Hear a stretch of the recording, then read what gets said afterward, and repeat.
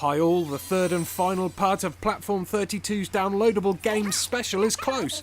So close in fact that it's happening right now!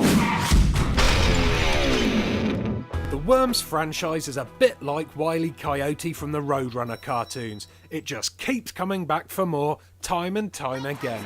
Since its introduction into gamers' lives in 1995, it's gone from 2D to 3D and now right back to 2D again for the downloadable market. Seriously, saying you've never played a Worms game is like saying you've never played a Mario game. It just doesn't happen. Worms 2 Armageddon is another late arrival for the PSN, having been released on the Xbox Live Arcade on July the 1st in 2009, and this is something like the 17th game in the series.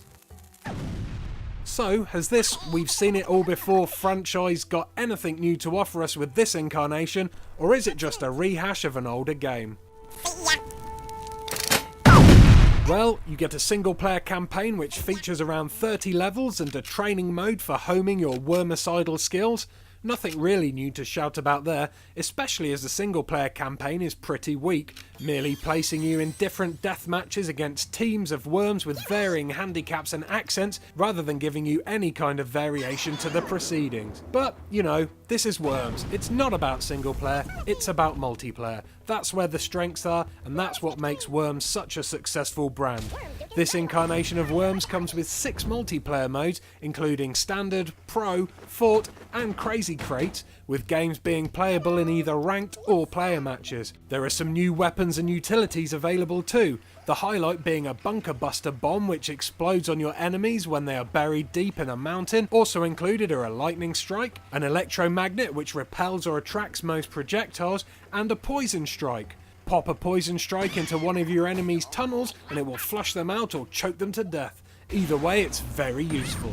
Worms 2 Armageddon also gives you quite a lot of customization options in the form of a shop.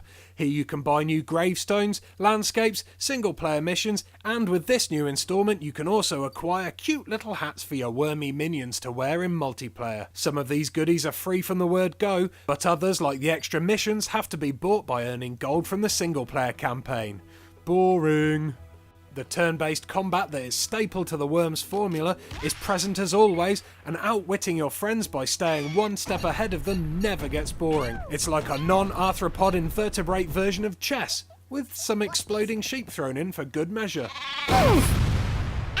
If you own the original Worms game on the PSN, I'm not too sure there's much point in picking this game up. Aside from the snazzy hats, there's little to offer anyone who already owns a previous incarnation of the game. That said though, if you don't own a Worms game, or haven't played one for ages, this is the best version you can get on the PSN at the moment. The single player campaign is a throwaway addition which offers little in the way of enjoyment, but the solid multiplayer portion will keep you busy for a long time to come, especially if you jump online and take on the world.